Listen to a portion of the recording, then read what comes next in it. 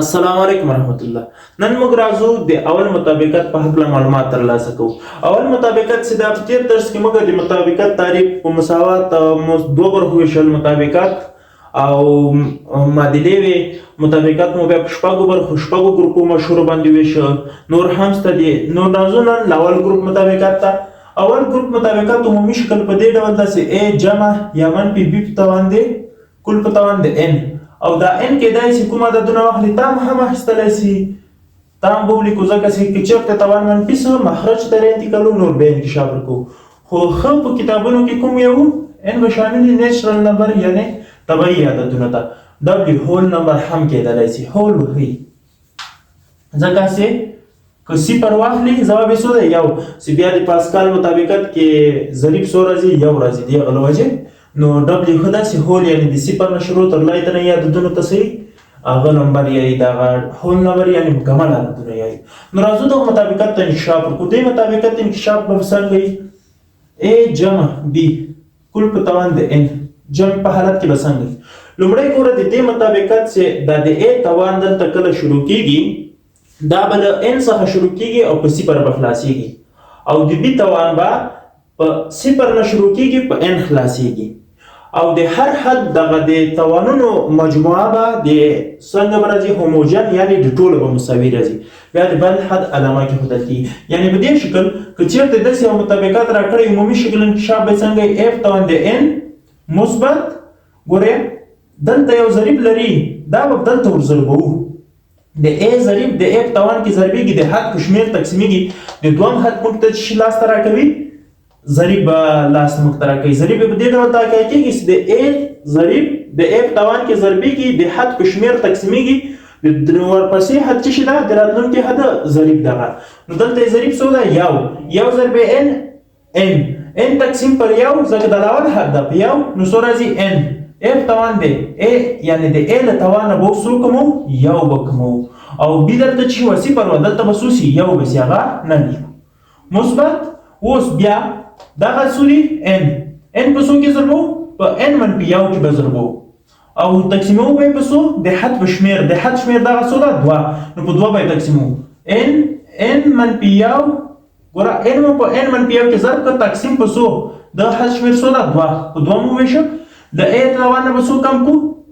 دوه او د b توان ته به څو ور واچوو دوه. همدغه شان انکشاف ورکوو یعنې دغه ضریب بیا راخلو په دې توان کې ضربوو د حد په شمېر یې ویشو حد شمېر به دغه کې څو وي درې وي همدغسې تر اخره نو په اخر کې به د b توان به څو راسي دلته د a توان ضریب څو یو اخر کې به د b ضریب هم یو وي او د b به توان څو وي n به وي دلته د a توان څو n نو که دا د ټولو حدونو توانونه یعنې د a د b د b او د a د توانونه موږ جمع کړو د دغو ټولو مجموعه به څومره راځي په هر حد کې به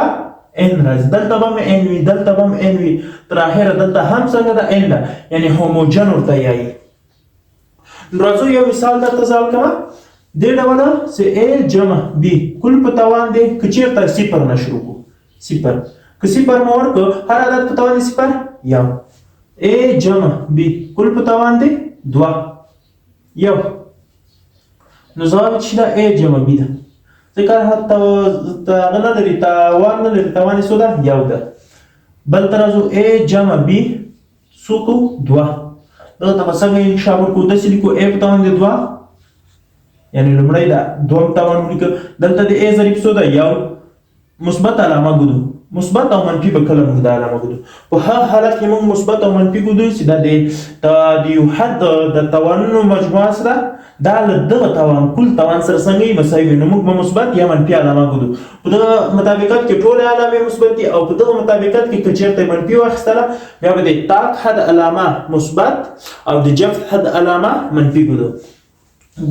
یو ضرب دوه تقسیم پر یو دوه a توان څو کمیږي یو نو یو پاتې کېږي هغه نه لیکو b توان ته یو ور اضافه څه هغه یو کېږي هغه هم نه لیکو مثبت دوه ضرب یو یعنې دلته خو یو شته دوه ضرب یو دوه تقسیم په دوهم حد یو خو نه لیکلی کېږي b په توان دی دا یو د a نه لاړه b ته مو واچوو څو به سي اضافه مو کړو دوه نو دا څنګه څه د دې انکشاف څه. اوس راځو یو بل مثال څه درته حل کړم a جمع b کل په تاوان دی درې دغه ته به څنګه انکشاف وکړو a په تاوان دی درې مثبت یو ضرب درې درې یعنی د a ضریب د a په تاوان کې ضرب څه یو ضرب درې درې درې تقسیم پر لاول حد درې a تاوان دی څو څو ولیکم یو تر کم 2 b تاوان دی یو مثبت درې ضرب 2 شپږ تقسیم په دوام حد یعنی په 2 څو بسی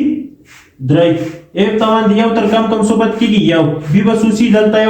یو دغه نه دلې مرواچو 2 مثبت درې ضرب یو دا د a تاوان کې ضرب کو b تاوان کې نه ضرب درې ضرب یو درې تقسیم په 3 حد یعنی په 3 یو کیږي یو څنګه دا نه لیکو ضرب کې a تاوان یو کوم b ته ورچو څو بس b درې یعنی مثبت او منفي علامه موږ کله کې خدلا په حالت کې موږ مثبت او منفي دلته کې د علامه به موږ کله ګورو په حالت کې وګورو چې کله د هر حد د توان د کل توان سره څنګه مساوي دلته د دغه توان څومره ده درې ده د مخرج نو کومه درې ده په دا حالت کې 2 جمع یو درې پر څو مثبت علامه موږ کې خدلا یو مثبت 2 څو درې دا غم ده ترتیبه مثبت علامه کې په اخر خاصه درې ده مخ ته نور انکشاف نه ورکول کېږي صحیح همدومره انکشاف ده اوس راځو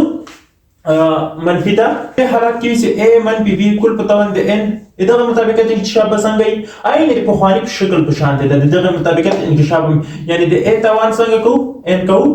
ګوره n څه کله څه په دغه کې یو خبره اضافه ده چې د تاک حد علامه چی ده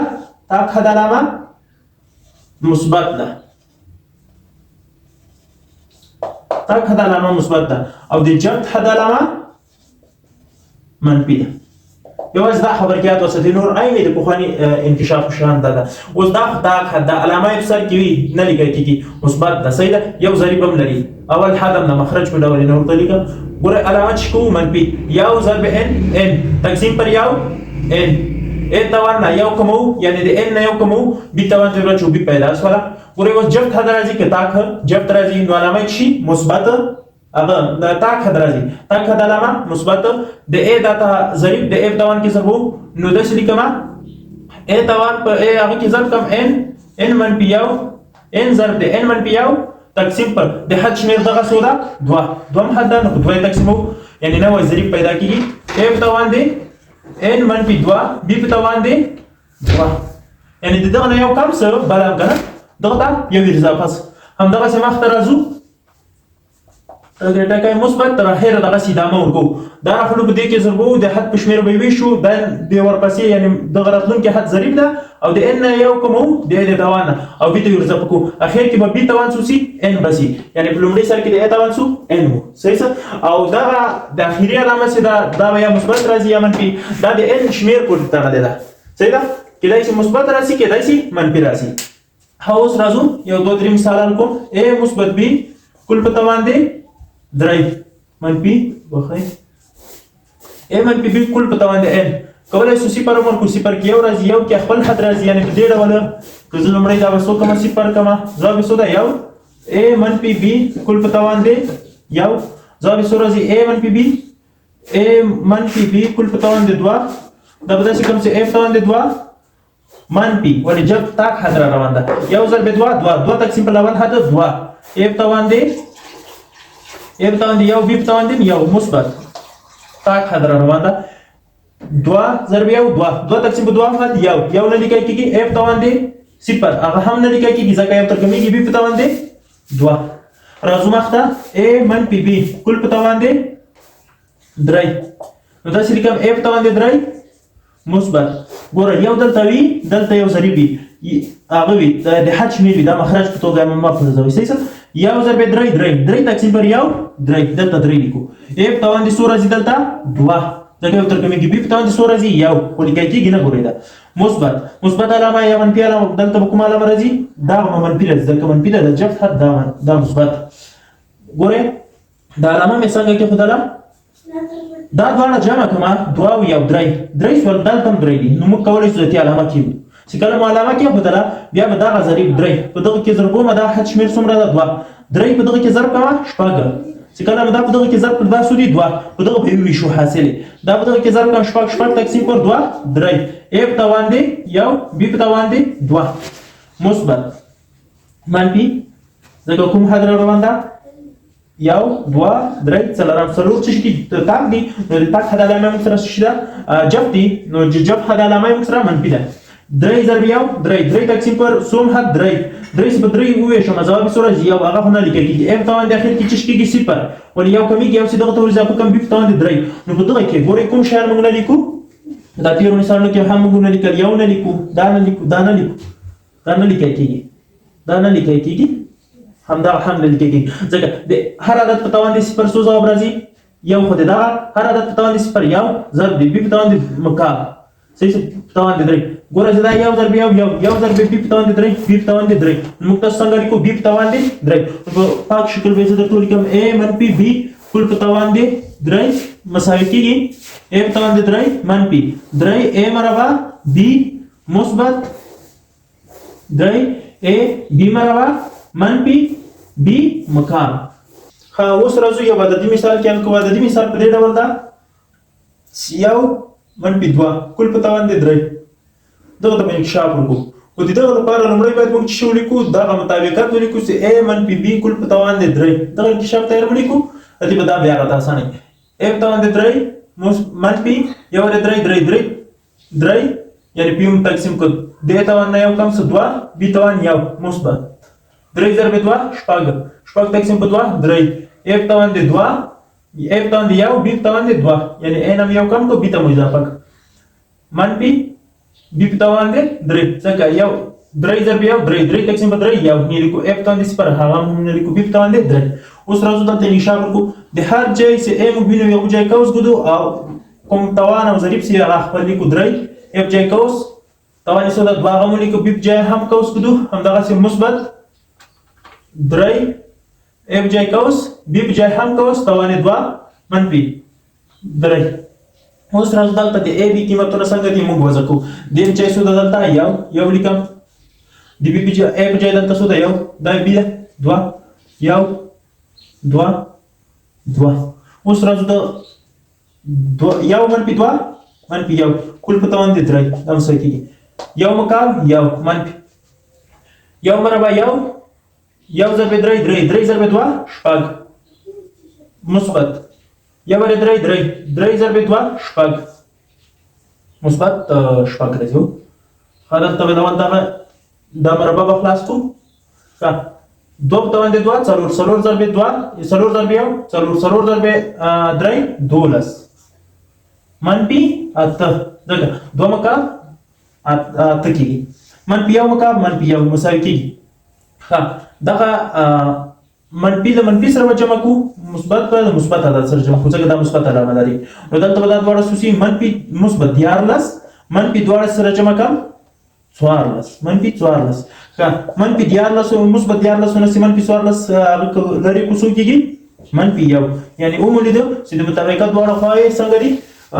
مساوي دي یعنی صدق کوي منفي یو طرف ته منفي بل خواته یعنی کله a b په ځای په دغه ټول مطابقتونو کې موږ چې یو حقیقي عدد وضع کو د مساوات دواړه هي بسنګي صدق کوي یعنی عینیت ځکه ورته وایي کېږي او معادلې سړي بیا د مساوات دواړه خواهی په هر قیمت نه صدق کېږي یو څو قیمتونه کو کول سره کېدای شي صدق کړي خو په هر قیمت د x او د a د b یعنی د مشهور په ټولو قیمتونو سره صدق نه کوي زموږ د نن ورځ د همدې ځای خو نو په پاک سپیشلی رب باندې سپارم